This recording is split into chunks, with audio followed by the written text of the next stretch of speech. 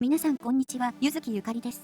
強力なカードと戦術を惜しみなく使う EDH、通称 CEDH のプレイ実況動画、ゆかりん CEDH へようこそ。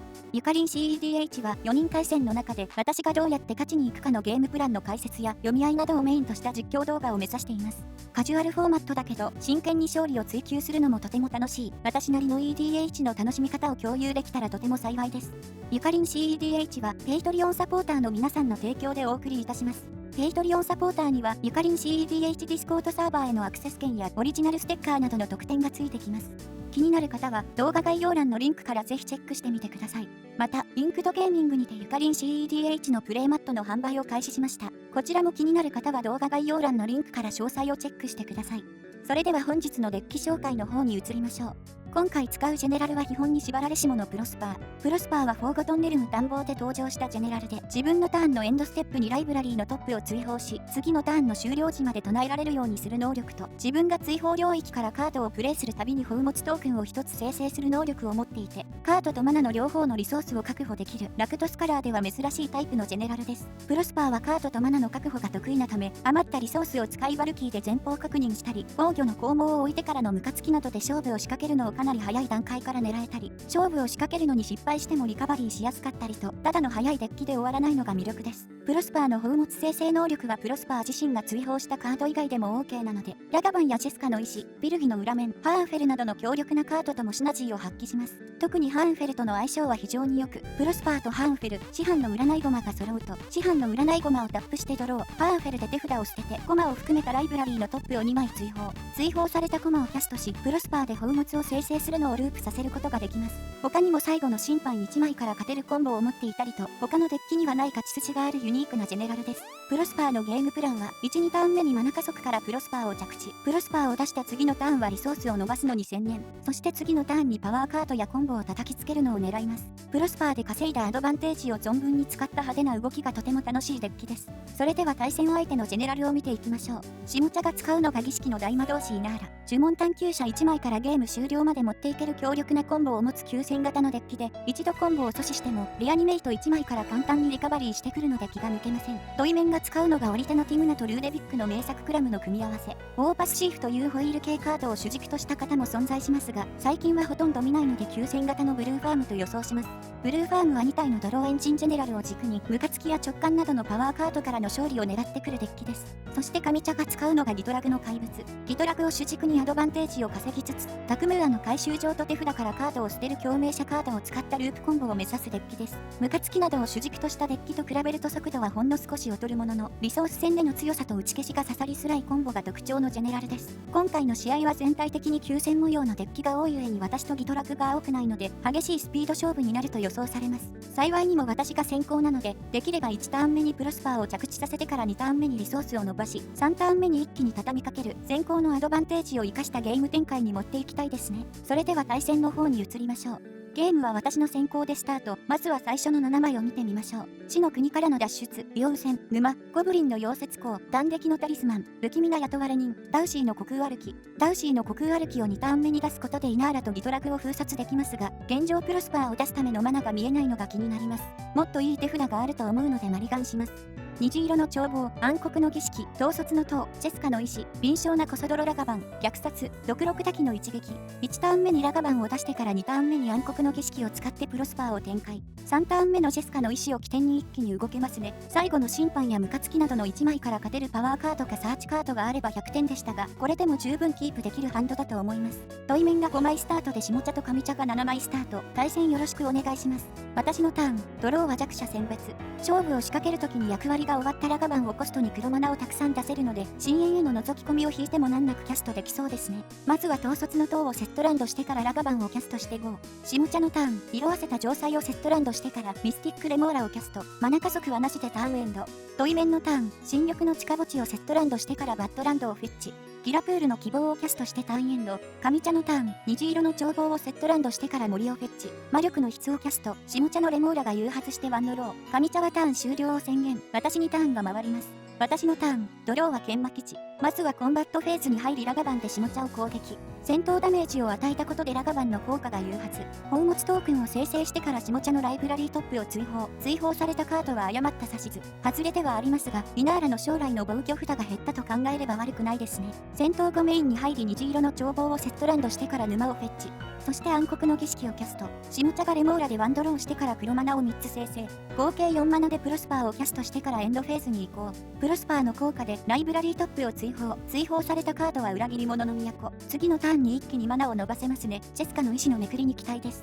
下茶のターン、レモーラはキープせず、イニシエの分母をセットランドしてから魔力の質をキャスト。さらにラガバンをシックでキャスト。コンバットフェーズに入りシックで速攻がついたラガバンで神茶を攻撃。宝物トークンを生成しつつ神茶のライブラリーから暗殺者の戦利品を追放。下茶はターン終了を宣言。対面にターンが回ります。対面のターン、乾燥大地をセットランドしてからツンドラをフェッチしてエンド。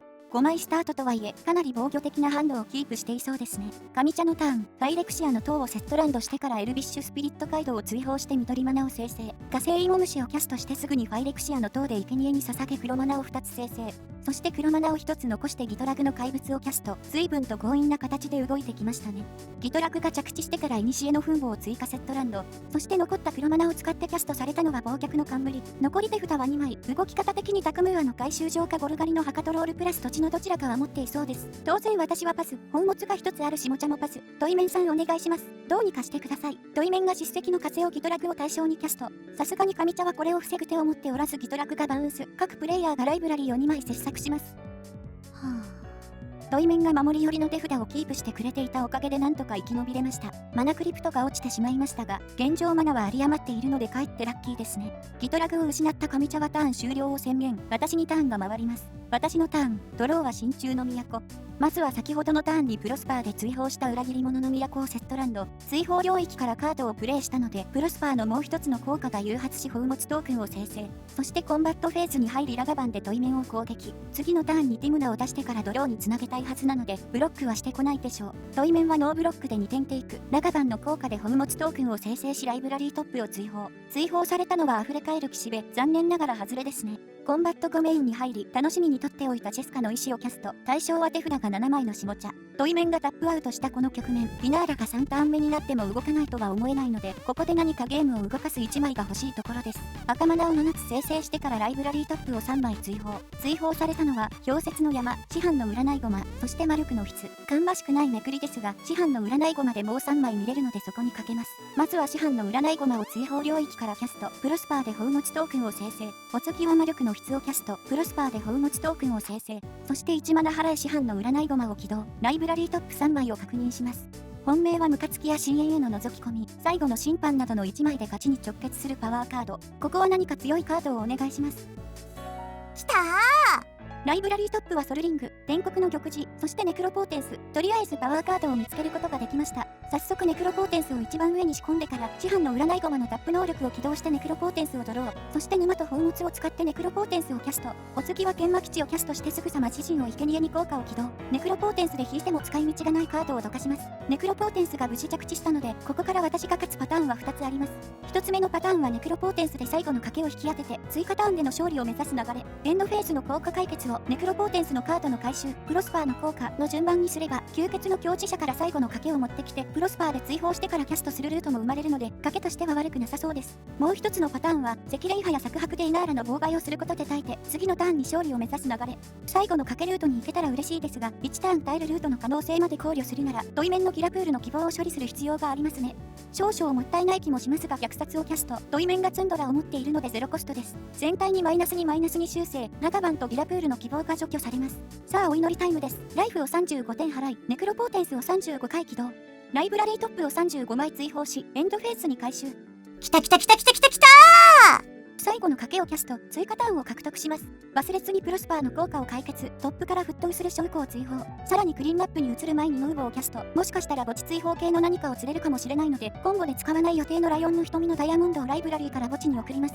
クリーンナップに入り手札7枚以外を全て捨ててネクロポーテンスで追放。エクストラターンに入ります。